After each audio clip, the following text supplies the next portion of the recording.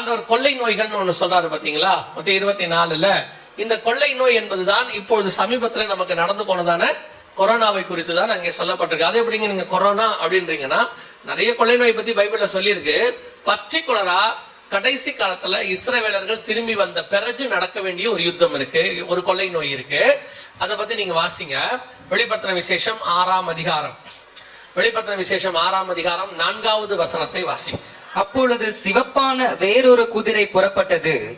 அதன் மேல் ஏறி இருந்தவனுக்கு பூமியில் உள்ளவர்கள் ஒருவரை ஒருவர் கொலை செய்யத்தக்கதாக சமாதானத்தை பூமியிலிருந்து எடுத்து போடும்படியான அதிகாரம் கொடுக்கப்பட்டது. ஒரு பெரிய பட்டயமும் அவனுக்கு கொடுக்கப்பட்டது. இந்த வசனத்தை நல்லா கவனிங்க. இதுல எவ்வளவு பெரிய தீர்க்க தரிசனம் அடங்கி இருக்கு பாருங்க. வெளிப்படுத்தின விசேஷம் 6:4. இதுல ஒரு சிவப்பான ஒரு குதிரை புறப்பட்டது அப்படின்னு இருக்கு. ஒருவேளை இங்க நிறைய பேர் எழுதுவீங்க, நிறைய பேர் நோட்டோட உட்காந்துருக்கீங்க, ரொம்ப சந்தோஷம். குதிரை என்பது எதை குறிக்கிறது? பைபிளை பொறுத்த வரைக்கும் குதிரை என்பது எதை குறிக்கிறது அப்படின்னு கேட்டீங்கன்னு சொன்னா, வாசிங்க சகரியாவின் புஸ்தகம் 6ஆம் அதிகாரம் 5வது வசனத்தை வாசிங்க. சகரியாவின் தீர்க்கதரிசன புஸ்தகம் 6:5 வாசிங்க. அந்த தூதன் எனக்கு பிரதியுத்தரமாக, இவைகள் சர்வலோகத்துக்கு ஆண்டவராய் இருக்கிறவருடைய சமூகத்திலிருந்து புறப்படுகிற வானத்தினுடைய 4 ஆவிகளாம் என்றான். ஏன்னா அந்த 1 முதல் 4 வசனத்துல சகரியா 6ல 4 குதிரைகள் அங்க இருக்கு. சிவப்பு, கருப்பு, வெள்ளை, புள்ளி புள்ளியான குதிரை 4 இருக்கு. அதே காரியம் தான் வெளிப்படுத்தின விசேஷத்துல வாசிச்சீங்கன்னா, அதே 6ஆம் அதிகாரத்துல சிவப்பு, முதல்ல வெள்ளை, சிவப்பு, கருப்பு, அதற்கு பிறகு மங்கிர நிறம் உள்ள குதிரை 4 இருக்கு. இந்த குதிரைகள்னா என்ன அப்படின்னா ஆவிகள் அப்படின்னு 6:5 சகரியா சொல்லுது. அதாவது கர்த்தர் எந்த ஒரு காரியத்தையும் பூமியில தம்முடைய பணிவிடைகளுடைய வேலைக்காரர்கள் இருக்கிறாங்க, தூதர்கள், அவர்களை வச்சு செய்வார். ஒரு புரோட்டோகால், இது நீ போய் செய்யினா அது செய்யும். சங்கார தூதன் இறங்கி வந்தான், பைபிளை வாசிக்கிறோம் இல்லையா? அந்த மாதிரி ஒவ்வொன்றுத்துக்கும் ஒரு ஆளு, ஒரு தூதனை ஆண்டவர் வச்சிருக்கிறார், அது போய் அந்த வேலையை செய்யும். அப்போ இந்த குதிரைகள் என்பது கர்த்தர் அனுப்புகிற ஆவிகளாக இருக்கிறது. இப்ப நம்ம அந்த வசனத்தை விளக்கமா பார்க்க போறோம். ஒரு சிவப்பு குதிரை ஒன்று வரும், அதன் மேல் ஏறி இருக்கிறவனுக்கு பூமியில் உள்ளவர்கள் ஒருவரை ஒருவர் கொலை செய்யத்தக்கதாக பூமியிலிருந்து சமாதானத்தை எடுத்து போடும்படியான அதிகாரம் கொடுக்கப்பட்டது. அப்படி எடுத்து போடுறதுக்கு என்ன ஆண்டவர் அவன்கிட்ட கொடுக்கிறாருன்னா, ஒரு பட்டயத்தை கொடுக்கிறாருன்னு பைபிள் சொல்லுது. பட்டயம் என்றால் எதை குறிக்கிறது? தூதன் கையில் ஆண்டவர் பட்டயத்தை கொடுக்கிறார். பைபிள்ல 3 பேர் கையில் தான் பட்டயம் உண்டு எப்பவுமே. ஒன்று தேவன் இருக்கும், இன்னொன்னு மனுஷங்கிட்ட இருக்கும், இன்னொன்னு தூதன் கையில் இருக்கும். தேவன்கிட்ட பட்டயம் இருந்தால் அதுக்கு பேர் அர்த்தம் என்ன? தேவன் கையில் பட்டயம் இருந்தால் அதனுடைய அர்த்தம் என்ன அப்படின்னா, எபேசியர் நிருபம் 6ஆம் அதிகாரம் 17வது வசனத்தை வாசிங்க. எபேசியர் 6:17. ரட்சண்யம் என்னும் தலைச்சீராவையும் தேவ வசனமாகிய ஆவியின் பட்டயத்தையும். அப்ப கர்த்தருடைய பட்டயம் என்பது எதை குறிக்கிறது? ஆவியின் பட்டயம் என்பது எதை குறிக்கிறது? தேவ வசனம். வெளிப்படுத்தல் 19ல கடைசி வசனத்தை வாசிக்கும் போது, அவர் வாயிலிருந்து பட்டயம் புறப்பட்டது அப்படின்னு இருக்கும். அப்படின்னா என்ன அர்த்தம்னா, அவர் வாயிலிருந்து நியாய தீர்ப்பு வார்த்தை புறப்பட்டது அப்படின்னு அர்த்தம். இப்போ பிராடல் சபையை பார்த்து சொல்லும் போது, இருபுறம் கருக்குள்ள பட்டயத்தை உடையவர் சொல்லுகிறதாவது அப்படின்னா என்ன அர்த்தம்னா, 2 பக்கமும் அறுக்கக்கூடியதான வசனம் அப்படின்னு அர்த்தம். சோ கர்த்தருடைய பட்டயம் என்பது வசனத்தை குறிக்கிறது. மனுஷன் பட்டயம் அப்படிங்கிறது எதை குறிக்கிறது? இது நம்ம எல்லாருக்கும் தெரியும். மனுஷன் கையில பட்டயம் என்றால் அது யுத்தத்தை குறிக்கும், சண்டை. ஒருத்த கத்தியோட வரனா என்ன அர்த்தம்? சண்டைக்கு வரான்னு அர்த்தம். கோலியாத் வராரு, வரும்போது பட்டயத்தை கொண்டு வருகிறார். 1 சாமுவேல் புஸ்தகம் 17ல பட்டயத்தை கொண்டு வருகிறார். சவுல் கையில் ஒரு பட்டயம் இருக்கிறது, ஆனா அந்த பட்டயம் தாவீதுக்கு பழக்கம் இல்லாதபடியினாலே. ஆனால் தாவீதின் கையில் பட்டயம் இல்லாதிருந்தது. அப்புறம் தாவீது ஓடி சென்று அந்த கோலியாத்தின் பட்டயத்தை எடுத்து அவன் தலையை வெட்டினான் அப்படின்னு. சோ மனுஷன் கையில் பட்டயம் இருந்தா அதுக்கு பேர் என்னது? யுத்தம், சண்டை. சரி, இப்ப தூதன் கையில் உள்ள பட்டயம் என்றால் எதை குறிக்கிறது? அதான் நமக்கு ரொம்ப முக்கியம். ஏன்னா இப்ப அதான் நம்ம மெசேஜுக்கு வேணும். 1 நாளாகமத்தின் புஸ்தகம் 21ஆம் அதிகாரம் 1 நாளாகமம் 21:12 வாசிக்கு. 3 வருஷத்து பஞ்சமோ அல்லது உன் பகைஞரை பட்டயம் உன்னை பின்தொடர 3 மாத சங்காரமோ, நல்லா கவனிங்க, அல்லது 3 நாள் கர்த்தருடைய தூதன் இஸ்ரவேலுடைய எல்லை எங்கும் சங்காரம் உண்டாகும்படி தேசத்தில் நிற்கும் கர்த்தருடைய பட்டயமாகிய கொள்ளை நோயோ அப்படின்னு. தூதன் கையில் பட்டயம் இருந்தா அதுக்கு பேர் என்னது? கொள்ளை நோய். எப்படிங்க இங்க கர்த்தருடைய பட்டயம் தூதன் இருக்க, தூதன் கையில பட்டயம் இருந்துச்சா அப்படின்னு கேட்டீங்கன்னா 16வது வசனத்தை வாசிங்க. 16. தாவீது தன் கண்களை ஏறெடுத்து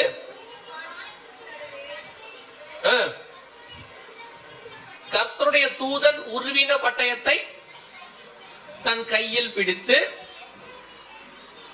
இப்ப தூதன்னா கையில் என்ன பண்ணிருக்கிறான்? பட்டயத்தை பிடிச்சிருக்கிறான். 14வது வசனம் வாசிங்க.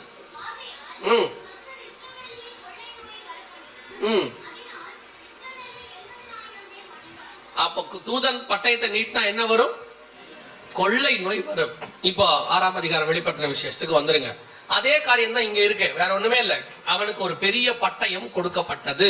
ஆனா இப்ப எருசலேமுக்கு நேரா நீட்டுறதுக்கு இல்ல, பூமி முழுக்க நீட்டுறதுக்கு. அந்த வசனம் சொல்லுது 6:4, பூமியில் உள்ளவர்கள் ஒருவரை ஒருவர் கொலை செய்யத்தக்கதாக பூமியிலிருந்து சமாதானத்தை எடுத்து போடும்படியான அதிகாரம் அதற்கு கொடுக்கப்பட்டது. ஒரு பெரிய பட்டயமும் கொடுக்கப்பட்டது. அப்ப பெரிய பட்டயம் என்ன அர்த்தம்? கொள்ளை நோய், பெரிய கொள்ளை நோய் கொடுக்கப்பட்டது. இரண்டாவது, அந்த கொள்ளை நோய் எப்படி ஜனங்களை கொள்ளும்? அதுக்கு முந்தின லைன்ல என்ன இருக்கு பாருங்க. பூமியில் உள்ளவர்கள் ஒருவரை ஒருவர் கொலை செய்யத்தக்கதாக. அந்த வசனத்தை நல்லா வாசிச்சு பாருங்க, எவ்வளவு தெளிவா இருக்கு பாருங்க. ஒருவரை ஒருவர் கொலை செய்யத்தக்கதாக. நீங்க இந்த ஒரு ஸ்லோகனை மறந்துருக்க மாட்டீங்க, நம்ம எல்லாருடைய ஆழ் மனதில் பதிஞ்சிருச்சு. என்னன்னா, தனித்திரு, விழித்திரு, விலகிரு. எதுக்காக தனித்திருக்க சொன்னாங்க?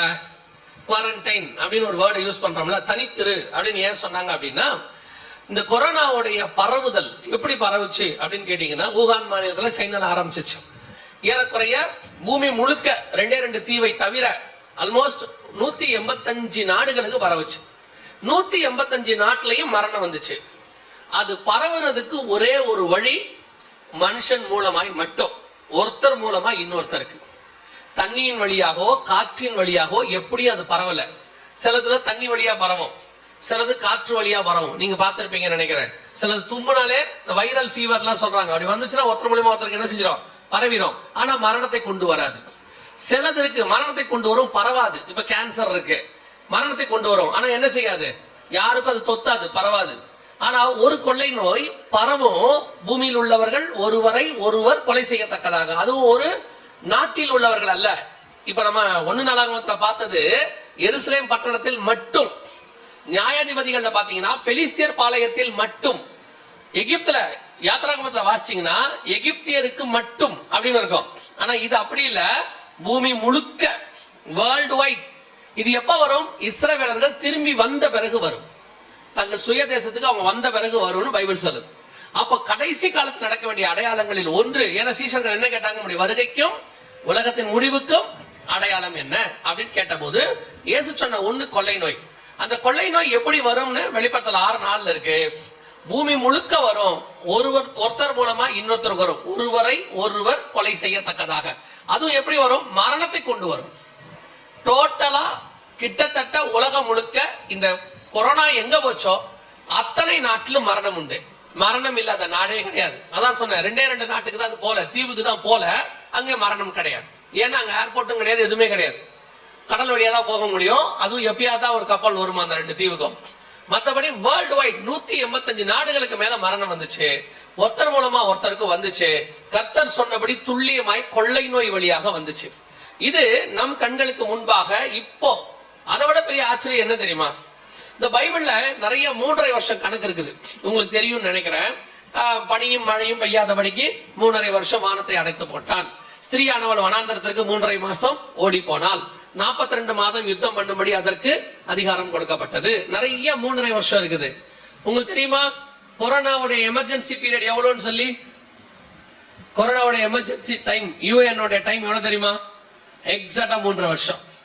2019 டிசம்பர் மாசம் ஆரம்பிச்சு எமர்ஜென்சி ஆரம்பிச்சு 2023 மே மாசம் எமர்ஜென்சி விளக்கப்பட்டது. அவங்க சொன்னாங்க இனி கொரோனா எமர்ஜென்சி கிடையாது அப்படின்னு சொல்லி உலகம் முழுக்க அனௌன்ஸ் பண்ணாங்க. கரெக்டா 3.5 வருஷம், எக்ஸாக்டா 3.5 இயர்ஸ். ஆண்டவர் சொன்னபடியே பைபிள் கணக்கோட மிக துல்லியமாய் ஒரு கொள்ளை நோய் நம் கண்களுக்கு முன்பாக கடைசி காலத்தின் அடையாளம் ஆண்டவர் சொல்லியிருக்கார். இப்ப யோசிச்சு பாருங்க, இப்படி ஒரு சம்பவம் வேர்ல்டு வைட் நடந்திருக்கு. அத்தனை நாட்டுக்கும் அத்தனை மக்களுக்கும். ஒரு எருசலேமுக்கு வந்தாலே அது கர்த்தருடைய திட்டம். ஒரு பட்டணத்துக்கு வந்தாலே அது கர்த்தருடைய திட்டம். உலகம் முழுக்க வந்திருக்கு. பைபிள் இதை முன்குறிச்சிருக்கு. ஆனால் இங்க என்ன பிரச்சனை அப்படின்னு கேட்டீங்கன்னா, இவ்வளவும் பைபிள்ல இருக்கு, நமக்கு தெரியும். ஆண்டவர் எழுதி கொடுத்திருக்கிறாரு 2000 வருஷத்துக்கு முன்னாடி. நேற்று பார்த்த விஷயமா இருக்கட்டும், இப்ப நம்ம யுத்தத்தை பத்தி பார்த்ததாக இருக்கட்டும், இந்த கொள்ளை நோயாக இருக்கட்டும், இன்னும் நிறைய விஷயங்கள் இருக்கு, எது வேணா இருக்கட்டும். ஆனால் இவ்வளவு பைபிள்ல இருக்கு, இது இருக்குன்னு நமக்கு தெரியுமா? அதான் கேள்வி. இது இருக்கு நமக்கு தெரியுமா? நம்மளை பொறுத்த வரைக்கும் வேதம் என்பது ஏதோ நம்ம கையில இருக்கக்கூடிய ஒரு புக்கு, அவ்வளவுதான் இல்லையா? டெய்லி காலையில கடமைக்கு படைக்கக்கூடியதான ஒரு புஸ்தகம். ஆண்டவர் சொல்றாரு, நான் என்னுடைய மகத்துவங்களை அவர்களுக்கு எழுதி கொடுத்தேன், அவர்களோ அதை அந்நிய காரியமா எண்ணினார்கள். இன்னைக்கு பைபிள் அப்படிதான் இருக்கு. இன்னைக்கு உலகத்தான் என்ன நடக்கும் தெரியாது, பயப்படுறான். ஏன்னா வசனம் சொல்லுது, லூக்கா 21:26 நினைக்கிறேன், அதுல பூமியில் நடக்கிற சம்பவங்களை கண்டு மனுஷனுடைய இருதயம் சோர்ந்து போகும் இருக்கு. என்ன நடக்கும் தெரியாது, சோர்ந்து போகும். ஆனா ஏன் தேவ ஜனங்களும் சோர்ந்து போறாங்க? இவர்கள் தேவன் தான் ஜீவன் உள்ளவராச்சே, இவங்க தேவன் தான் எழுதி கொடுத்திருக்கிறாரு எல்லாத்தையும் மொத்தமா 3000 வருஷத்துக்கு தேவையானது எல்லாத்தையும் எழுதி கொடுத்து கடைசியில எண்டுன்னு போட்டு கொடுத்துட்டாரு, முற்றிற்று, இதையோட எதையும் சேர்க்காத, எதையும் குறைக்காத, உனக்கு தேவையானது எல்லாம் இதுக்குள்ள இருக்குன்னு எழுதிட்டாரு. ஆனால் இன்னைக்கு தேவ ஜனங்கள் சபை பைபிளை ஒரு என்ன சொல்றது, இந்த பாட்டில் மாதிரி ஏதோ ஒண்ணு நம்ம கையில போன் மாதிரி, அது ஒரு அழகுக்கு வச்சிருக்கிறீங்க. டெய்லி காலைல வாசிச்சுட்டா போதும். யாரோ சொல்லிட்டாங்க, பைபிளை வாசிக்கிறது நான் தப்பா சொல்லல, வாசிக்கிறது பத்தாது, தியானிக்கணும். இதுல ஆண்டவர் அவ்வளவு காரியங்களை கொடுத்து வச்சிருக்கிறார். வரப்போகிற காரியங்களுக்கு எந்த ஒரு காரியத்தையும் நம்மளை பாதுகாத்துக் கொள்வதற்கு தான் கர்த்தர் முன்னாடி கொடுத்திருக்கிறார். இது ஆண்டவர் திருப்பி திருப்பி சொல்வார், நான் இது உங்களுக்கு முன்பதாகவே அறிவித்திருக்கிறேன், நான் உங்களுக்கு முன்பே சொல்லவில்லையா, இவைகளை குறித்து நான் உங்களுக்கு சொல்லவில்லையா? ஆண்டவர் சொல்வார். நம்முடைய ஜனங்கள் என்னைக்கும் அவர்கள் கலங்கி தேங்கி நிற்க கூடாது என்று கர்த்தர் விரும்புகிறார். எதுக்கு தீர்க்க தரிசனம் ஒன்று வச்சாரு? வரும் காரியங்களை குறித்து என்னிடத்துல கேளுங்கள், நான் உங்களுக்கு மறு உத்தரவு அருளுவேன்னு சொன்னார். என்னைக்காவது கேட்டிருக்கிறோமா?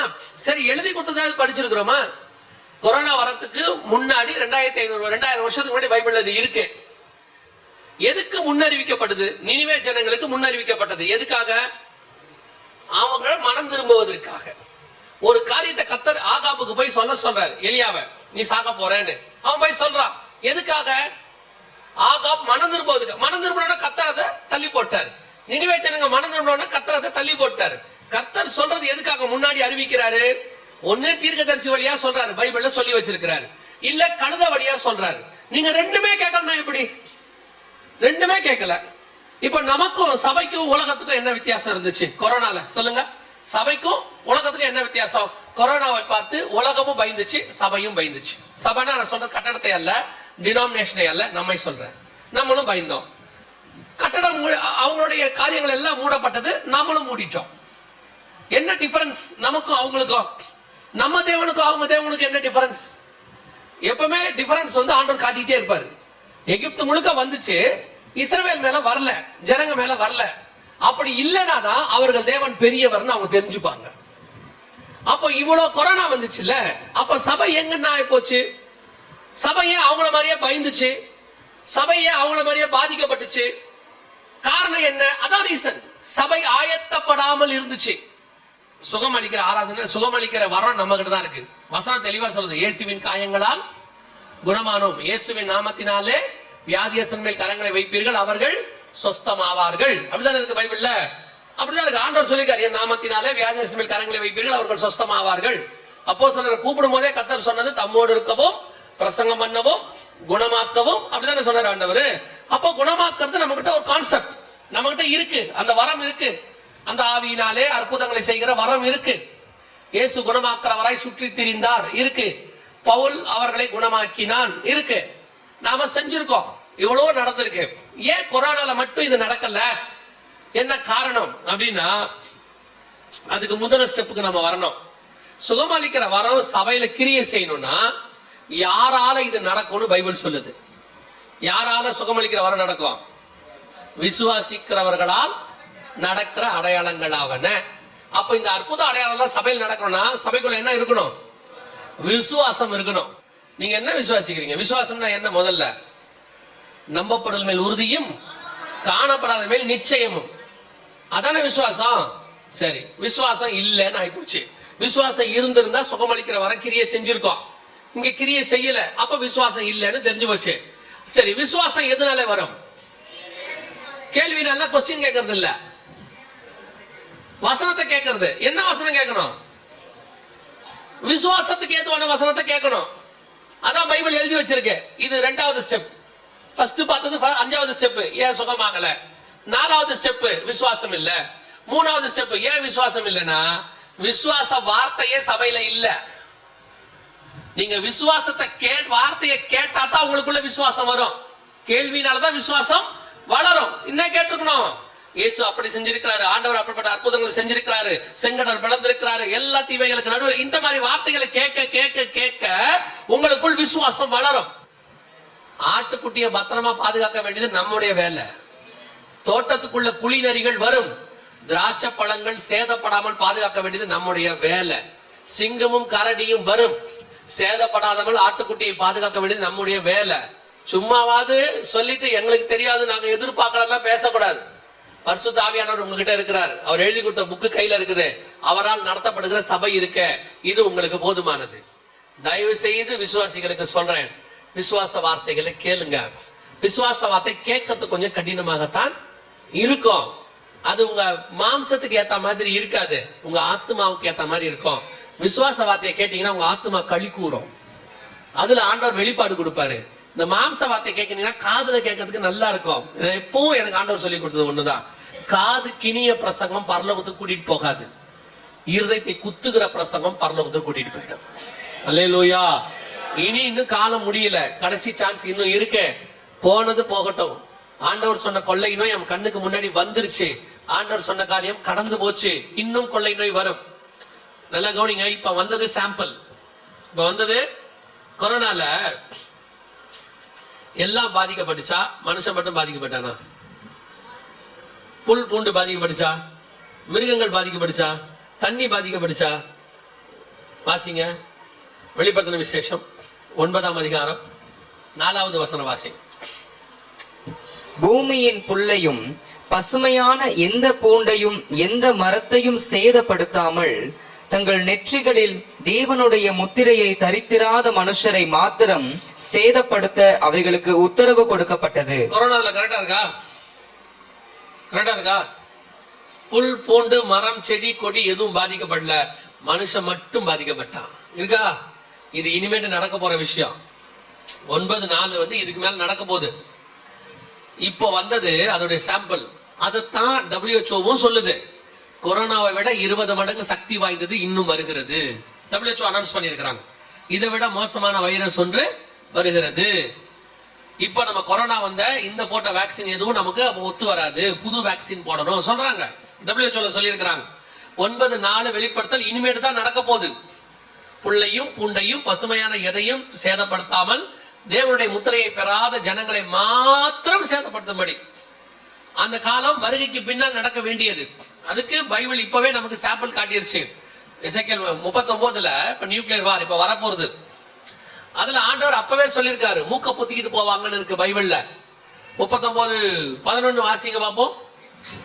அந்நாளில் இஸ்ரவேல் தேசத்திலே சமுத்திரத்துக்கு கீழே பிரயாணக்காரரின் பள்ளத்தாக்கை புதைக்கிற ஸ்தானமாக கோகுக்கு கொடுப்பேன், அது வழிபோக்கர் மூக்கை பொத்திக் கொண்டு போக பண்ணும். புதைக்கிற இடத்துல யாரும் மூக்கு பொத்துவாங்களா? புதைக்கிற இடத்துல மூக்கு பொத்துவாங்களா? எரிக்கிற இடத்துல மூக்க பொத்துவாங்க இல்லையா? எரிக்கும் போது என்ன வரும்? ஸ்மெல் வரும். புதைக்கிற இடத்துல இல்ல, புதைக்கிற இடத்துல மூக்கு பொத்த மாட்டாங்களே. கொரோனால என்ன பண்ணாங்க? மூக்க பொத்திக்கிட்டு தானே இருந்தாங்க. அங்கதான் அதான் இருக்கு. இதுக்கு மேல நடக்க போற சம்பவம் நியூக்ளியர் வார்ல வரக்கூடியதை பத்தி ஆண்டவர் பேசி இருக்கிறாரு. வழிபோக்கர், ட்ரெஸ்பாசர்ஸ் இங்கிலீஷ்ல, அந்த வழியாய் போகிறவர்கள் அத்தனை பேரும் மூக்கை பொத்தி கொண்டு போவார்கள்.